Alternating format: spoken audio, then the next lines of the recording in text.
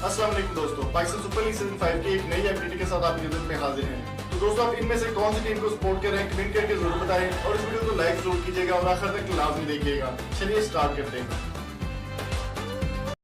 अस्सलाम वालेकुम दोस्तों, आ गया वो शाहकार जिसका सबको इंतज़ार था। शर्जील खान ने आखिर बहुत ही शानदार कमबैक किया और बैट से सबके मुंह बंद कर दिए। शर्जील खान ने आज के दिन में बहुत ही शानदार इनिंग खेली, बहुत ही शानदार किस्म की बैटिंग करते हुए 34 रन बनाए। 50 उनकी तकरीबन होने ही वाली थी कि लेकिन किस्मत ने साथ ना दिया। दोस्तों, आज से कुछ दिन पहले एक वीडियो हमारे चैनल पर अपलोड हुई थी जिसमें शर्जील खान की जानिब से ये कहा गया था कि वो डेल स्टेन को छक्का मारेंगे और बिल्कुल आज वैसा ही हुआ। शर्जील खान ने डेल स्टेन को बहुत ही शानदार रन का छक्का मारा।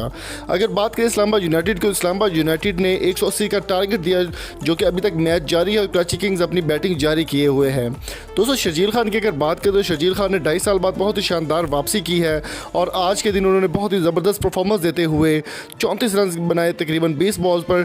और अब आगे वो खेल जाते तो बहुत ही, जिनमें से तकरीबन 3 छक्के और 2 चौके थे और बाकी जो सिंगल रन थे वो अलग हैं।